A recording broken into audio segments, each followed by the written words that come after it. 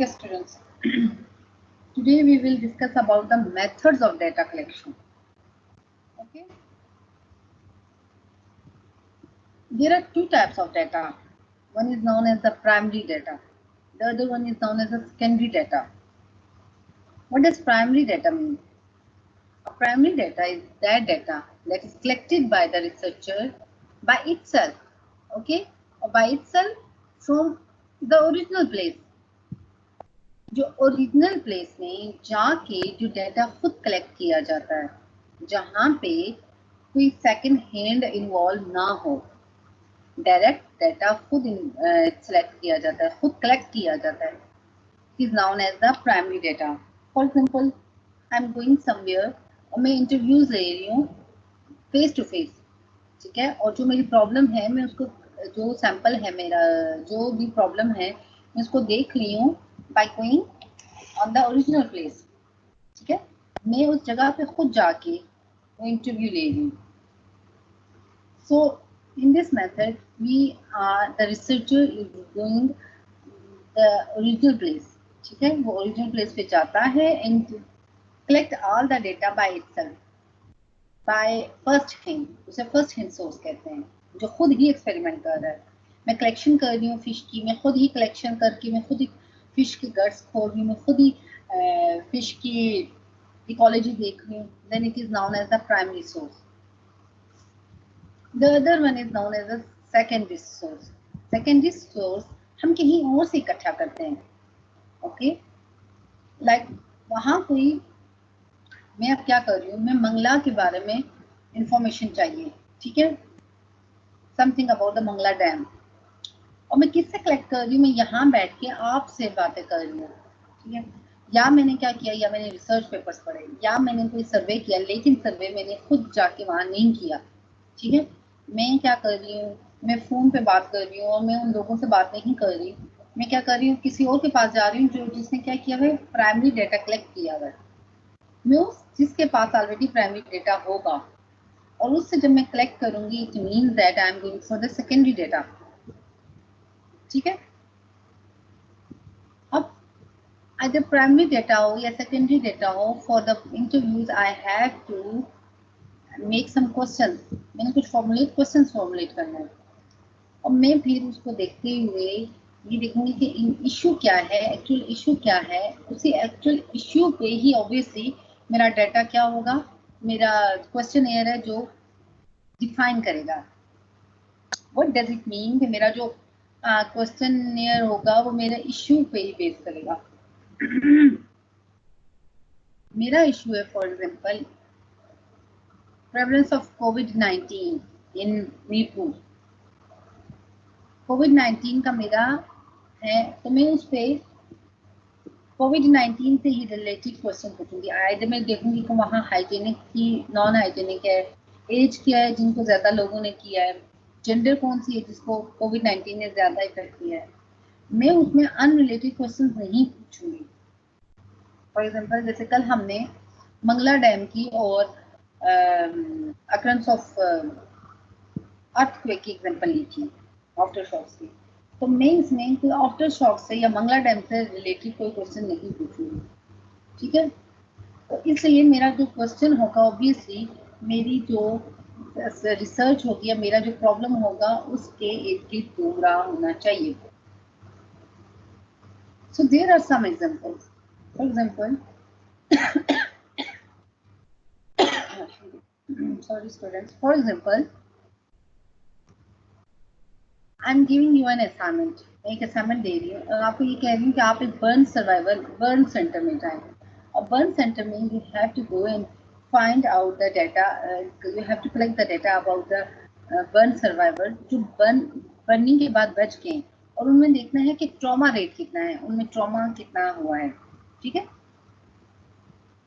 If you are going for the literature, अगर आप literature पढ़ने जा रहे हैं, अगर आपने किसी से पूछना है, डायरेक्ट नहीं जाना, वहीं पे जाके अगर हॉस्पिटल जा भी रहे हैं, आप बर्न सेंटर जा भी रहे हैं और आप उनकी जो डाटा सेंटर में जो उनका डाटा कलेक्ट हुआ होगा वहाँ से आप कलेक्ट कर रहे हैं और कुछ ऐसी वैल्यूज ले रहे हैं जो आप किसी सेकेंडरी हैंड को डाल रहे हैं, डायरेक्ट आप उस बर्न सर्वाइवर के पास नहीं जा रहे, so it means you go for the secondary data. ठीक है। अगर आप किसी तरह ही आप खुद जा रहे हैं ट्रॉमा सेंटर और बर्न सर्वाइवर का इंटरव्यू आप खुद फेस टू फेस ले रहे हैं और आप डेटा भी खुद कलेक्ट कर रहे हैं, ठीक है, then it would be primary data. ठीक है। फिर आप क्या कर रहे हैं, obviously you will go for some interviews, आप इंटरव्यूज रखेंगे, आप अपने उनके साथ इन टच रहेंगे, देन आप उनको इंफॉर्मेशन जो लेंगे आप ऑब्वियसली उनके सामने बैठ के उनसे कुछ क्वेश्चंस करेंगे, आप उनके इंसिडेंट के बारे में पूछेंगे। जब आप सब ऐसा करेंगे तो it will become primary data. लेकिन जब आप किसी और ग्रुप को डालेंगे, ठीक है, जहाँ पे उनका ये प्राइमरी डेटा होगा, और जहाँ किसी डॉक्टर से पूछ लें आप, या उनका किसी डेटा सेंटर से पूछ लें जहाँ पे उनकी सारी इंफॉर्मेशन होगी, ठीक है, या आप उनके किसी फैमिली मेंबर्स को भी इन्वॉल्व कर रहे हो, तो वो क्या बन जाएगा, सेकेंडरी डेटा बन जाएगा। There are some research methods, basic research method है जो हम अक्सर देखते हैं अपनी स्टडीज में। First one is the archival research.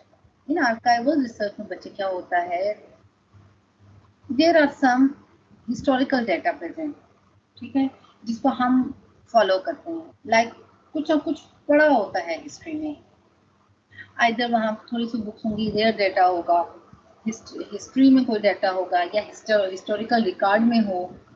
तो जब भी कोई पुराना हिस्ट्री में हिस्ट्री का डेटा होगा और जो बहुत ही रेयर होगा, बहुत कम होगा, it is known as the archival research.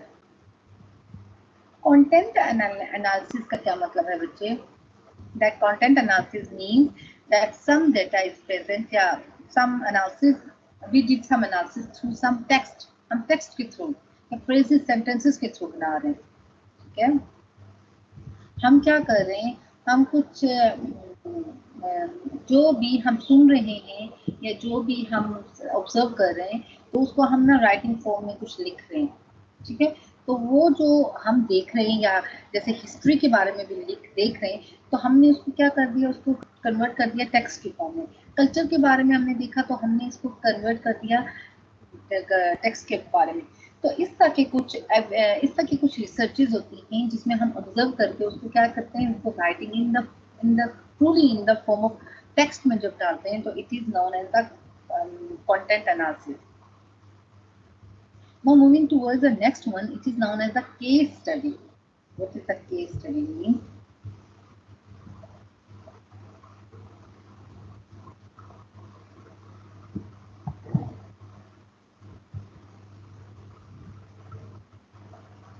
Okay.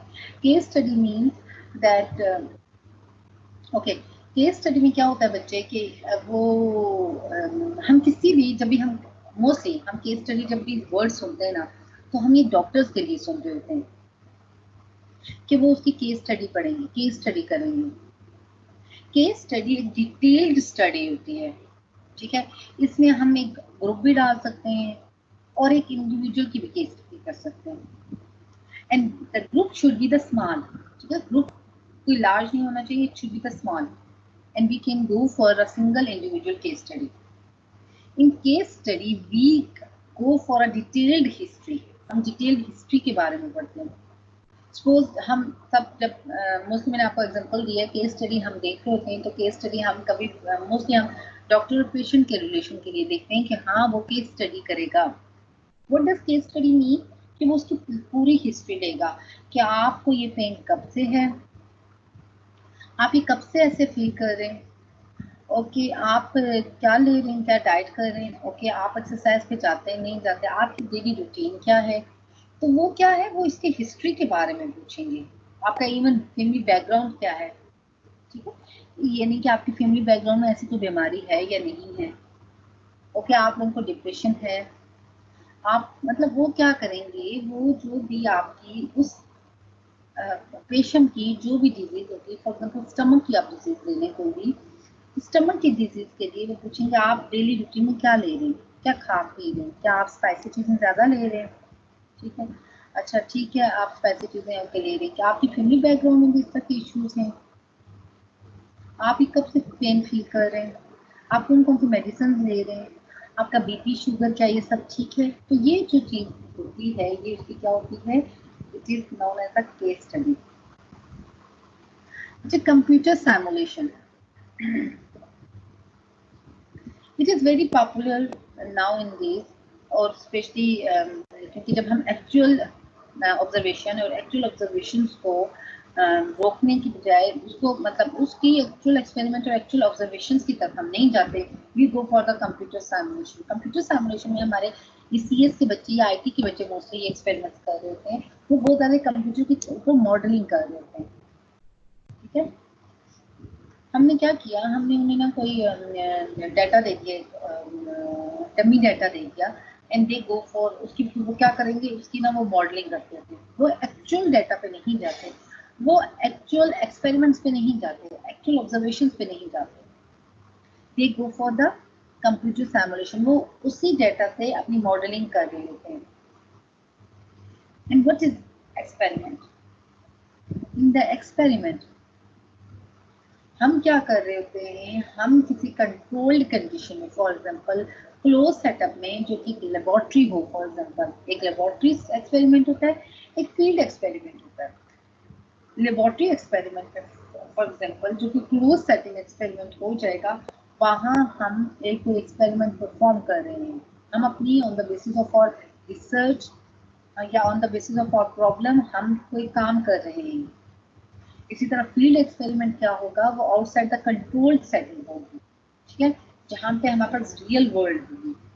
I am taking the example of for example fish.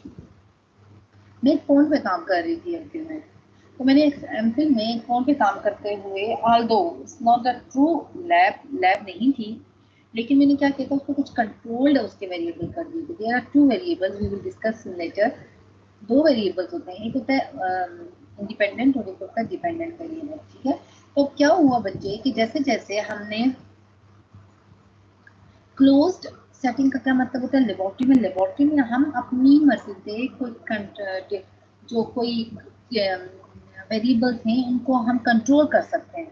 ठीक है, जबकि फील्ड एक्सपेरिमेंट है, मैं पॉन्ड में लगा रही हूँ तो पॉन्ड में मेरे अंदर कुछ भी नहीं है, मैं उसको ऑब्जर्व कर रही हूँ जो नेचर में हो रहा है। ठीक है, मैं पॉन्ड में कर रही थी अपना फिश जो मेरी ली हुई थी उसका ब्रीडिंग हैबिट्स उससे हुई थी कि कब वो एग रिलीज करती है और किस टेम्परेचर में वो एग रिलीज करती है, टेम्परेचर चेंज हो, वाटर चेंज हो, तो किस तरह उसकी ब्रीडिंग चेंज होती है। तो फिर यही एक्सपेरिमेंट मैंने क्या किया, मैंने उनकी एक हैचरी होती है, इंशाल्लाह we will maybe later we will visit there. तो वहाँ क्या होता है कि वहाँ एक हैचरी होती है, एक क्लोज सिस्टम होता है जहाँ पे वो हैच आउट कराते हैं अपने फिश के एग्स को। ठीक है, फर्टिलाइज कराते हैं और आफ्टर दैट उनका हैचिंग लगकर, उसलिए उसका नाम जो होता है हैचरी। तो हैचरी में क्या होता है बच्चे, कि हैचरी में मैंने एक एक्सपेरिमेंट लगाया जिसमें ना मैंने, क्योंकि मैंने टेम्परेचर को चेक कर रही थी तो टेम्परेचर को मैंने कंट्रोल किया।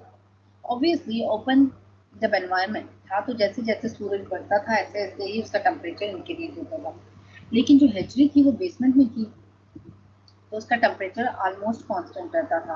तो वहाँ पे मैंने डिफरेंट जगह पे रख के उसको जो टेम्परेचर है उसको कंट्रोल किया। तो इस तरह मैंने अपना क्या किया, इस तरह मैंने कंट्रोल्ड कुछ वेरिएबल कर दिए और कंट्रोल वेरिएबल के थ्रू मैंने एक लेबोरेटरी में एक क्लोज्ड सेटअप बना दिया, एक क्लोज एक्सपेरिमेंट किया। ठीक है, इंटरव्यू। इंटरव्यू बच्चे हम पढ़ चुके हैं कि इंटरव्यू में क्या होता है, इंटरव्यू के आगे फर्दर टाइप्स होती हैं, जहाँ पे हम एक होता है फेस टू फेस इंटरव्यू, हमने कल जैसे देखा था टेलीफोनिक इंटरव्यू होते हैं, आप कंप्यूटर स्काइप के थ्रू इंटरव्यूज हो गए। तो क्या है, डिफरेंट किस्म के इंटरव्यूज होते हैं। ठीक है, तो इंटरव्यू में हम क्या करते हैं, हम अपने जो हमारा हम एक पार्टिसिपेंट से क्वेश्चन बनाते हैं और उस क्वेश्चन की बेसिस पे हम क्या करते हैं कि हम अपना उससे इंटरव्यू लेते हैं। ठीक है, अब दो किस्म के इंटरव्यूज होते हैं फर्दर। ठीक है, एक तो हम देखते हैं on the basis of media कि हम कौन सा मीडिया यूज कर रहे हैं, either we are using telephone, either we are using pencil and pen. Pencil लेके जा रही हूँ या रिकॉर्डिंग कर रही हूँ तो फेस टू फेस इंटरेक्शन कर रही हूँ, या फिर मैं क्या कर रही हूँ, या फिर मैं उसके थ्रू कंप्यूटर के थ्रू यूज कर रही हूँ। तो इसका ये तो हो गया हम मीडिया कौन से यूज कर रहे हैं।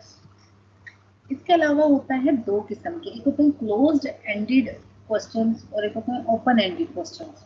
क्लोज्ड एंडेड क्वेश्चंस क्या होते हैं, जहां आंसर मेरे यस और नो, ठीक है।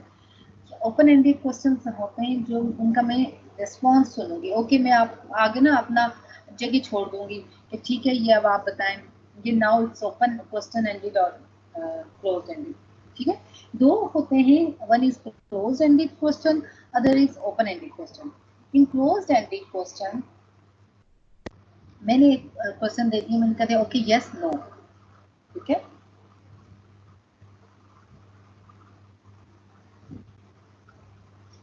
जब यस और नो कर दिया तो जब मैंने ऑप्शन दे दिए एग्री डिसएग्री, तो it means that this is closed ended, मैं उसको कोई नहीं दे रही कि आप अपने व्यूज देखें। जब मैं उनको अपने व्यूज देने के लिए कह रही हूँ कि okay now you have to go for your response, deep response, so it means that I am going for the open-ended questions. Next one is the meta-analysis. In meta-analysis, it is actually a statistical analysis, जिसमें क्या होता है बहुत सारे multiple scientific study को हमने combine किया होता है। जब बहुत सारी मल्टीपल साइंटिफिक स्टडी इकट्ठी हो जाती है तो वो कुछ क्वेश्चंस देती है, ठीक है। उन क्वेश्चंस को या उन प्रॉब्लम्स को रिमूव करने के लिए हम मेटा एनालिसिस करते हैं, ठीक है। मेटा एनालिसिस का होता है बच्चे, फ्रॉम द एग्जिस्टिंग रिसर्च को हम कंबाइन करते हैं, ठीक है, इकट्ठे कंबाइन करते हैं बहुत सारे, और उनको हम कंबाइन करते हुए एक रिसर्च का पीस निकालते हैं कि ओके हम एक नया रिसर्च, एक छोटी सी रिसर्च निकालेंगे जिसको हम मेटा एनालिसिस कहते हैं। Observational study the type of another type of study जिसमें हमारे जो पार्टिसिपेंट्स होंगे they will do just the observe, okay, वो ऑब्जर्व करेंगे, इंटरफेयर नहीं करेंगे, ठीक है। फॉर एग्जांपल हमारे पास स्मोकर्स और नॉन स्मोकर्स दो ग्रुप्स हमने बना दिया और सिर्फ हमने इनको ऑब्जर्व कर लिया। Naturalistic observation, what are they? Naturalistic observation क्या होंगी, उनकी नेचुरल सेटिंग्स होंगी। Natural setting, natural observation mean कि नेचर में उनकी इस तरह की सेटिंग होगी कि we have just observe them, और वो जो हमने जैसे स्मोकर्स एंड नॉन स्मोकर्स ये हमने बनाए ना, ठीक है, लेकिन जो नेचुरलिस्टिक ऑब्जर्वेशन होंगी वो वहाँ क्या होगा कि जो नेचर ही की सेटिंग्स होंगी we have just observe them. For example I am sitting in a shop, ठीक है, किसी भी शॉप में मैं बैठ सकती हूँ और फिर मैं ये देख सकती हूँ कि जो उसके ऑनर का इंटरेक्शन है विद देयर जो वहाँ पे कस्टमर्स आ रहे हैं उसके साथ उनका क्या इंटरेक्शन है, ठीक है। तो ये ऑनर का और उनके कस्टमर का एक नेचर ने ही बना दिया है ग्रुप। तो मैं क्या बना रही हूँ, सिर्फ चुप करके देख रही हूँ। या मैं किसी जैसे क्या है, मैं किसी एनिमल्स के हर्ड को देख रही हूँ, एनिमल्स के फ्लो को देख रही हूँ, तो एनिमल्स में बच्चे क्या होता है कि हायरार्की होती है, ठीक है, डोमिनेंसी होती है कि सपोज मेल या फीमेल एक डोमिनेंट है, एक मेल या एक फीमेल डोमिनेंट है, तो बाकी क्या है, जब ये कहाँ होता है, जब वो क्या रहते हैं, कॉलोनी में रहते हैं या ग्रुप में रहते हैं, ठीक है। तो आई नो द हायरार्की, और मैं बैठ के उनमें क्या कर रही हूँ, मैं उनमें सिर्फ ये देख रही हूँ कि क्या वो अपने जो उनका डोमिनेंट पर्सन है या डोमिनेंट सॉरी एनिमल है उसको ये फॉलो कर रहे हैं या नहीं, ठीक है, या मेरी कोई और ऑब्जर्वेशन है उसके बिहेवियर से। तो ये क्या है, ये नेचर में ऑलरेडी कुछ सेटिंग्स बनी हुई है, ठीक है, that is known as the naturalistic observation. Okay, so students एक और आ जाता है सर्वे। सर्वे करने का मतलब ये होता है मोस्टली पॉपुलेशन में या कहीं पे भी हम कहते हैं इसमें सर्वे करना है। सर्वे करने का मतलब ये होता है बच्चे कि they have to go on the original place, उन्होंने उस जगह पे जाना होता है। हम कहते हैं रोड का किसी जगह या रोड का हो रहा है सर्वे, या आजकल मंगला डैम का सर्वे हो रहा होगा, ठीक है। It mean they have to The people that are going to do the survey, that are going to do research, they have to go on the spot. उन्होंने उस प्लेस पे जाना होगा. They have to go to the Mangla dam. Road का survey हो रहा है, तो मैं बाय सिटिंग एट होम मैं सर्वे नहीं कर सकती वहाँ का. हाँ, मैं गूगल पे कुछ कर सकती हूँ, but it is not the survey. तो उसके लिए मैंने क्या करना है, मैंने उस जगह पे जाना है. मैं ये देखती हूँ कि डैम बनने से जो सराउंडिंग एरिया के लोग हैं उन पे क्या असर पड़ा. ओके, तो I will make a questionnaire. मैं क्वेश्चनियर बनाऊंगी और उस क्वेश्चनियर में क्या करूंगी, मैं कुछ ऐसे क्वेश्चन दूंगी ऑब्वियसली जो मेरी रिसर्च से रेलेवेंट होंगे. ठीक है, आपका नाम क्या, आपकी एज क्या, आप कब से रह रहे हैं, आपको क्या फर्क पड़ रहा है. इट्स अप टू मी कि मैं ओपन एंडेड क्वेश्चन दे रही हूँ या क्लोज्ड एंडेड क्वेश्चन दे रही हूँ. ठीक है, तो मैं क्या करूंगी, मैं ये करूंगी कि मैं वहां खुद जाऊंगी. ठीक है, तो इट मीन जब हम कहते हैं कि किसी ने सर्वे किया, तो सर्वे तो बहुत ही इजी वर्ड लगता है. ठीक है, लेकिन ये बहुत ही डिफिकल्ट है. क्यों डिफिकल्ट है? ये इसलिए डिफिकल्ट है क्योंकि ये इसमें हमारी कंजम्पशन है एनर्जी की, इसमें हमारी कंजम्पशन है टाइम की, और इसमें हमारी कंजम्पशन है मनी की. हमारा पैसा भी जाता है, टाइम भी जाता है और एनर्जी भी लगती है, और फिर जाके हमें सर्वे मिलता है. सर्वे के लिए जब मैं ये देखी हूँ कि surrounding area of Mangla dam पे मैं इफेक्ट देखती हूँ, influence of Mangla dam on the surrounding area. ठीक है, तो ऑब्वियसली क्योंकि मंगला डैम कितना बड़ा है, आपको पता है बच्चे, मंगला डैम एशिया का 3 नंबर का डैम है, इतना बड़ा डैम है. तो इसलिए जब मैं मंगला डैम पे काम करूंगी तो इट डजंट मीन कि मैं पूरे के पूरे मंगला डैम पे काम करूंगी. तो मैं वहां से क्या उठाऊंगी, सैंपल उठाऊंगी. बट मेरा सैंपल इस तरह होना चाहिए, मेरी टेक्निक इस तरह होनी चाहिए कि my sample represent the whole population. Okay, मेरा जो सैंपल है it should be represent the whole population. Okay, now moving towards the variable. बच्चे वेरिएबल क्या होता है? हम रिसर्च में या स्टडी में वेरिएबल वर्ड बहुत दफा पढ़ते हैं. ये वेरिएबल्स, क्या वेरिएबल्स यूज किए, क्या हुआ है. ये बच्चे काज एंड इफेक्ट रिलेशनशिप को वेरिएबल कहते हैं. ठीक है, हमने पहले भी पढ़ा था कि वेरिएबल क्या है. वेरिएबल एक कैरेक्टर है. ठीक है, जब भी हम कोई चीज उठा रहे हैं तो किसी भी स्टडी के जो कुछ कैरेक्टरिस्टिक्स होते हैं उनको हम वेरिएबल बोलते हैं. फॉर एग्जाम्पल, मैं आपकी क्लास की क्या मैं बच्चे देखना चाह रही हूँ कि कौन से बच्चे दैट आर रेगुलर, और वो कौन सा ऐसा सर्वे करना चाह रही हूँ क्लास इधर ऐसे बच्चे हैं कौन से इरेगुलर हैं. तो मैं क्लास में कुछ वेरिएबल्स, आपकी ही क्लास से कुछ वेरिएबल्स बनाऊंगी. वेरिएबल मीन कुछ कैरेक्टरिस्टिक्स लूंगी. फॉर एग्जाम्पल, रेगुलर स्टूडेंट्स की रीजन क्या होगी कि बच्चे करीब रहते हैं. Okay, living near by the university. Okay, फिर मैं देखूंगी हेल्दी बच्चे रेगुलर है. ठीक है, जो कि अनहेल्दी बच्चे हैं उन्हें कुछ प्रॉब्लम हो तो वो नहीं आते. तो क्या है कुछ ये मैंने वेरिएबल्स बनाए. ठीक है, जो क्या कर रहे हैं, आपकी रिसर्च पे इफेक्ट कर रहे हैं. So these are the characteristics that are going to be effect your study. ठीक है, तो ये क्या है, काज एंड इफेक्ट का रिलेशन है. काज क्या है और इफेक्ट क्या है, ये काज और इफेक्ट का रिलेशनशिप हो जाता है. हम वेरिएबल्स को कुछ इससे डिवाइड करते हैं, independent variable, dependent variable and intervening variable. So moving towards the independent variable.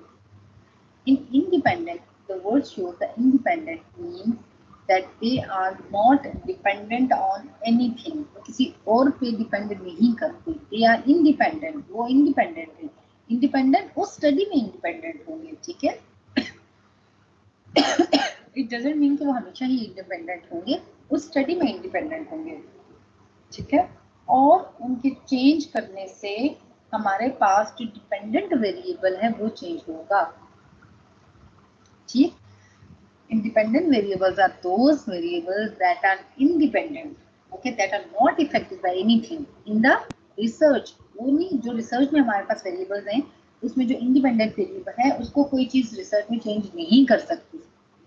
ठीक, while the dependent variable is that which can change its effect by changing the independent variable. Independent variable को हमने ऊपर नीचे किया था, मतलब dependent variable भी change हुआ। ठीक है, फॉर एग्जांपल हम जैसे कंट्रोल वेरिएबल लेते हैं, तो कंट्रोल वेरिएबल में हम जब भी एक्सपेरिमेंट कर रहे होते हैं तो हम ये कहते हैं कि हमारे कंट्रोल वेरिएबल, हम अपने कंट्रोल वेरिएबल को क्या कर रहे हैं, हम कुछ अपने वेरिएबल्स को कंट्रोल बना रहे हैं, यानी कि उसको वेरी नहीं होने दे रहे, उसको चेंज नहीं होने दे रहे। ठीक है, क्यों चेंज नहीं होने दे रहे? क्योंकि उसकी चेंज होने से हमारे पास चेंज आ जाती है इंडिपेंडेंट वेरिएबल में या डिपेंडेंट वेरिएबल में। ठीक है, तो हम कुछ अपने वेरिएबल फिर हम कौन से, हम अपने इंडिपेंडेंट वेरिएबल्स को या डिपेंडेंट वेरिएबल को, इट डिपेंड्स ऑन अस कि हम कौन से अपने वेरिएबल्स को कंट्रोल कर रहे हैं। ठीक है, ये हमेशा जरूरी नहीं है कि हम अपने डिपेंडेंट वेरिएबल को कंट्रोल करें या इंडिपेंडेंट वेरिएबल को कंट्रोल करें। सो स्टूडेंट,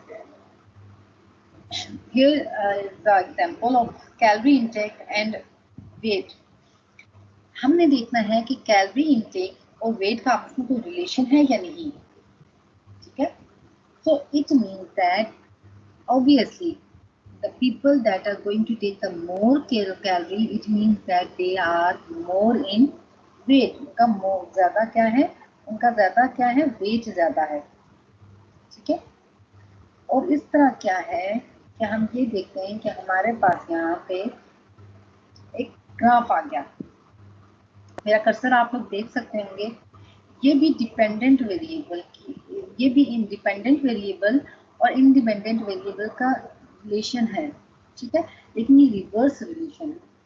कैसे? सपोज यहाँ पे मेरे पास एक वेरिएबल है और यहाँ पे मेरे पास दूसरा वेरिएबल है, तो बाय चेंजिंग इट्स वैल्यूज, ठीक है, मैं जैसे जैसे इधर जा रही हूँ तो मेरी वैल्यूज क्या हो रही है, इस यहाँ पे लेसर हो रही है। ठीक है, ये वाला ग्राफ मेरा कम की तरफ जा रहा है और ये वाली वैल्यूज मेरी ज्यादा की तरफ जा रही है।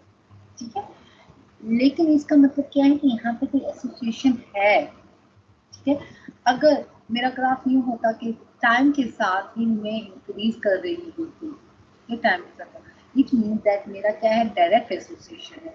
ठीक है, यहाँ पे रिवर्स है बट एसोसिएशन तो है ना, इंडिपेंडेंट और डिपेंडेंट की एसोसिएशन तो है ना। तो हमें इंडिपेंडेंट और डिपेंडेंट की एसोसिएशन का, वेरिएबल्स की एसोसिएशन का ग्राफ कुछ इस तरह से लिखा होता है। डिपेंडेंट वेरिएबल, डिपेंडेंट वेरिएबल को हम डीवी और इंडिपेंडेंट वेरिएबल को हम आईवी से शो करते हैं। Dependent variable means the variable that is dependent on independent variable. There are some examples. For example, how will you perform in a race depend on training. आप कैसे race में perform कर रहे हैं या आपकी ट्रेनिंग पे डिपेंड कर रहे हैं। How much you weigh depends on your diet. आपकी डाइट कितनी है उसी तरह का आपका वेट कितना है। How much you earn, कितनी आप अर्न करते हैं। How much the number of depends upon the number of the hours. जितना आप काम को टाइम देंगे ऑब्वियसली आप क्या करेंगे, उतना ही आप कमाएंगे। ठीक है, so it means that there is some relation between dependent and independent variable. Dependent variables यहाँ पे इंडिपेंडेंट वेरिएबल पे डिपेंड कर रहे हैं। कैसे? For example, performance of race, it would be good अगर आप ज्यादा से ज्यादा टाइम दे रहे हैं ट्रेनिंग को। ठीक है, आपकी performance would not be efficient अगर आप ट्रेनिंग को टाइम नहीं दे रहे। आप वेट, अगर हमसे वेट और डाइट को देख रहे और हम बाकी एक्सरसाइज, बाकी हम आपकी फिजिक को नहीं देख रहे, हम सिर्फ वेट और डाइट को देख रहे हैं, तो हम देख रहे हैं कि अगर वेट ज्यादा हो रहा है तो ऑब्वियसली आप डाइट भी ज्यादा ले रहे होंगे। ठीक है, अगर इस तरह का कोई रिलेशन हो, एक चीज चेंज होने से दूसरी चीज चेंज हो रही हो, ठीक है, तो इट मीन्स दैट और dependent variable is depending on some other variable. अगर या ऑलवेज क्या हो यहाँ पे कि वेट डाइट लेने से इंक्रीज नहीं हो रहा। ठीक है, वो क्या हो रहा है, रिवर्स पोजीशन पे जा रहा है। तो फिर भी क्या है, ये वेरिएबल डिपेंड कर रहा है आपकी डाइट पे। हाउ? क्योंकि रिवर्स कंडीशन में जा रहा है। सपोज इन दिस ग्राफ, अगर हमारा ग्राफ लीनियर लाइन ना दिखाए, स्ट्रेट लाइन ना दिखाए और स्ट्रेट लाइन के बजाय कोई यूं करके कर्व दिखाए, तो it means there is no association, यहाँ डिपेंडेंट और इंडिपेंडेंट वेरिएबल की एसोसिएशन नहीं है। लीनियर लाइन दिखाए, आइदर वो आपकी रिवर्स पोजीशन में दिखाए या आपकी डायरेक्ट पोजीशन में दिखाए, तो it means that there is some relation between the dependent and independent. Okay.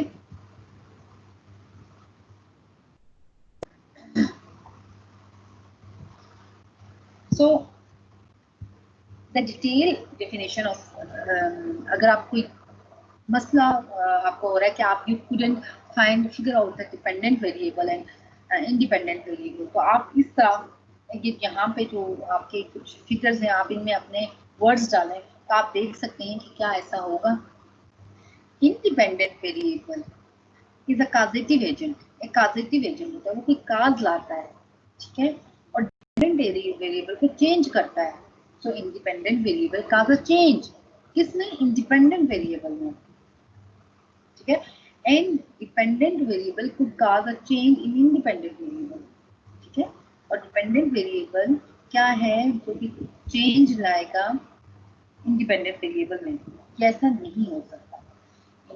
Independent variable always cause a change, वो चेंज लाता है डिपेंडेंट वेरिएबल में। While is it possible that dependent variable भी change लाए independent variable में? No, it is not possible, ठीक है। तो अगर आप सपोज यहाँ पे मैं आपकी डाल रही हूँ टेम्परेचर, मेरे पास दो इफेक्ट्स हैं, एक टेम्परेचर और इसी के साथ ही मेरा सपोज मैं दो चीजें देख लूँ, एक एनवायरमेंट और एक टोन, स्किन टोन, ठीक है। अब मेरे पास दो चीजें, स्किन टोन और एनवायरमेंट, यहाँ पे मैंने स्किन टोन कर दिया, ठीक है। Skin tone causes a change in environment, ये तो गलत हो गया ना। फिर मैंने यहाँ पे क्या कर दिया, यहाँ पे मैंने डाल दिया environment, environment cause a change in skin tone, तो अब मैंने सही बता दिया। इसका मतलब है स्किन टोन डिपेंड करती है किस पे? एनवायरमेंट, ठीक है। तो इस तरह इस डेफिनेशन से भी आप अपने डिपेंडेंट और इंडिपेंडेंट वेरिएबल को डिफरेंशिएट कर सकते हैं।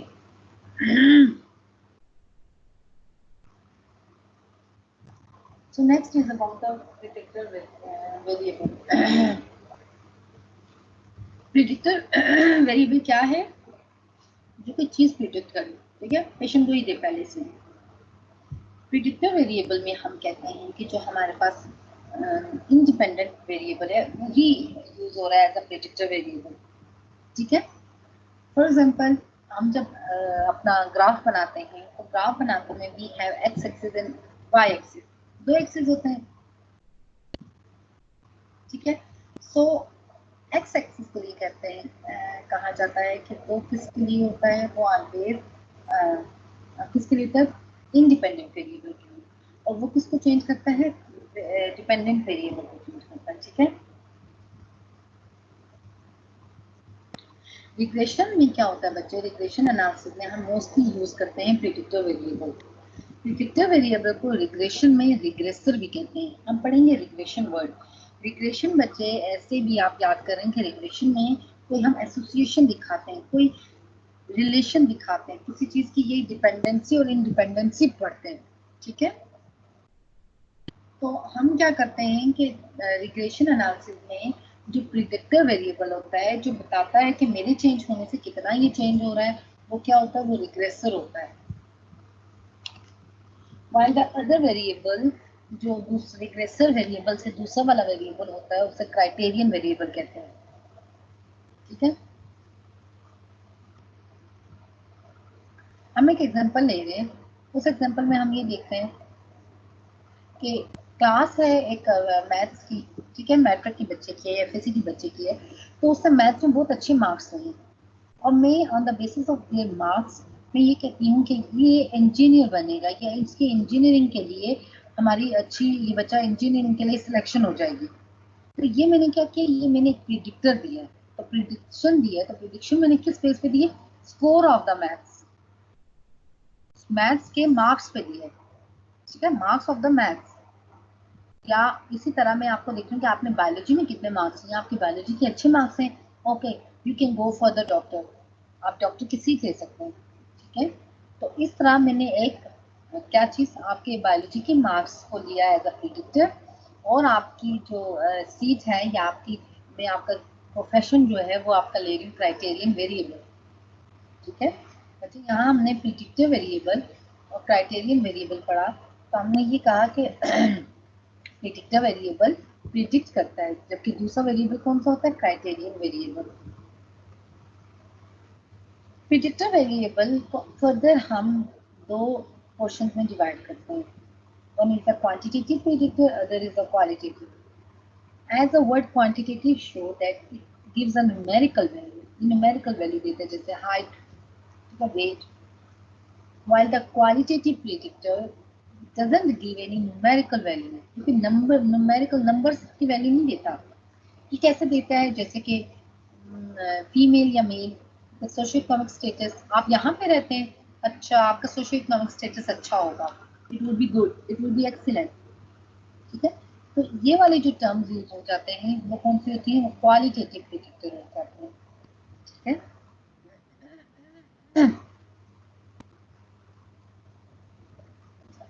बच्चे हम क्वालिटेटिव प्रिडिक्टर्स को भी क्वांटिटेटिव न्यूमेरिकल नंबर दे सकते हैं, ठीक है। अगर हमने वेरिएबल्स का रिलेशन देखना है तो ऑब्वियसली हमें उनके नंबर देखने हैं और उनके नंबर ही से हमने उनका ग्राफ बनाना है। क्वालिटी से तो हम उनका ग्राफ नहीं बना सकते ना, तो हम उनका ग्राफ कैसे बनाएंगे, क्वांटिटी से बनाएंगे। फॉर एग्जाम्पल हमारे पास जैसे जेंडर, मेन, वुमेन, ये डिफरेंट हमारे पास जेंडर की तरफ से main, women, transgender women, transgender main, तो इनको हमने नंबरिंग दे दी 1 2 3 4, ठीक है। तो जब हम इनको नंबरिंग दे देंगे by giving them the numbers, specific number दे देंगे, तो इस तरह हम क्या करेंगे क्या करेंगे इनका, इस तरह हम क्वालिटेटिव को क्वांटिटेटिव में चेंज कर देंगे। Here are some examples about the dependent variable. It is said about that, हमको एग्जांपल ले रहे हैं, एग्जांपल में ये है कि you have to find out that का, आप ये देखेंगे रीडिंग लेवल अगर आप किसी अलग कंट्री में हैं तो आप का डिफरेंट है, like the people that are US born, उनकी रीडिंग हैबिट कुछ और है as compared to the people living in the other countries, ठीक है। सो इस तरह हम क्या करेंगे बच्चे कि यहाँ पे हमारे पास दो वेरिएबल्स हैं, I V mean independent variable, D V mean dependent variable, दो वेरिएबल्स होंगे, ठीक है। तो यहाँ पे हमारे पास जब दो वेरिएबल्स आ जाएंगे तो एक आ जाएगा इंडिपेंडेंट वेरिएबल, एक आ जाएगा डिपेंडेंट वेरिएबल। यहाँ पे इंडिपेंडेंट वेरिएबल उसी डेफिनेशन को हम लेते हैं, तो वहाँ क्या था कि इंडिपेंडेंट वेरिएबल कैन चेंज, ठीक है, का चेंज इन डिपेंडेंट वेरिएबल। तो यहाँ हम कंफ्यूज हैं कि हमारे पास कंट्री डिपेंडेंट वेरिएबल है, ये इंडिपेंडेंट वेरिएबल है, और दूसरा हम ये कंफ्यूज हैं कि हमारे पास बुक्स या रीडिंग हैबिट या रीडिंग लेवल इंडिपेंडेंट वेरिएबल है या डिपेंडेंट वेरिएबल है। So how could I remove my confusion, मैं यहाँ क्या करूँगी, आई भी था ना इंडिपेंडेंट वेरिएबल कैन चेंज या कास्ट चेंज इंडिपेंडेंट वेरिएबल। अब यहाँ पे मैं इंडिपेंडेंट वेरिएबल डाल देती हूँ reading level, reading level can change the country, ये तो नहीं बना, कंट्री कैन कास्ट या cause change in the reading level, हो सकता है ना, ये भी बात बन रही है कि आपका जैसे जैसे आपका कंट्री चेंज हो रहा है, इस समय भी आपका रीडिंग लेवल भी चेंज हो रहा है, लेकिन रीडिंग लेवल तो आपका प्लेस ऑफ बर्थ तो नहीं चेंज कर सकती ना। So the reading level depends on where the person was born, ठीक है, जहाँ पे आपका जहाँ आप रहते हैं वो आप जहाँ पे आपकी पैदाइश हुई है उस हिसाब से आपकी रीडिंग लेवल चेंज हुआ है, ठीक है।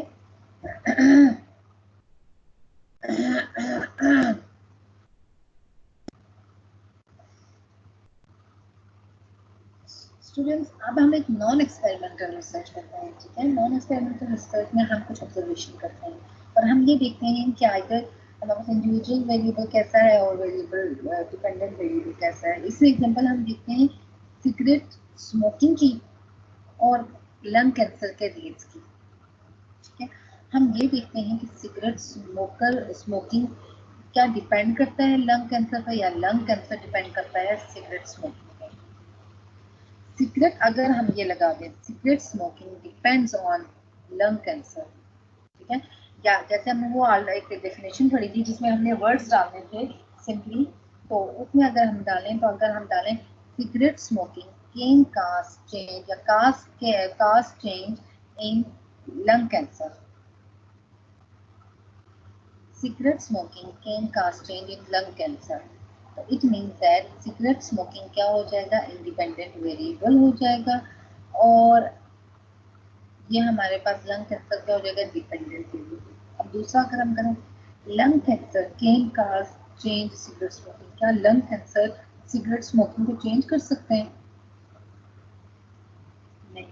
So it means that cigarette smoking ये क्या है, ये इंडिपेंडेंट वेरिएबल है, और डिपेंडेंट वेरिएबल कौन सा है, लंग कैंसर, कि सिगरेट स्मोकिंग की वजह से लंग कैंसर हो सकता है, ठीक है।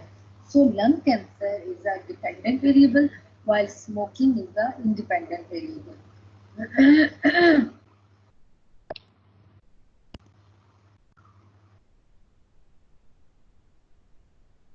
So students, if you find any confusion between the independent variable and dependent variable, you can just put your values, your sentences in this definition.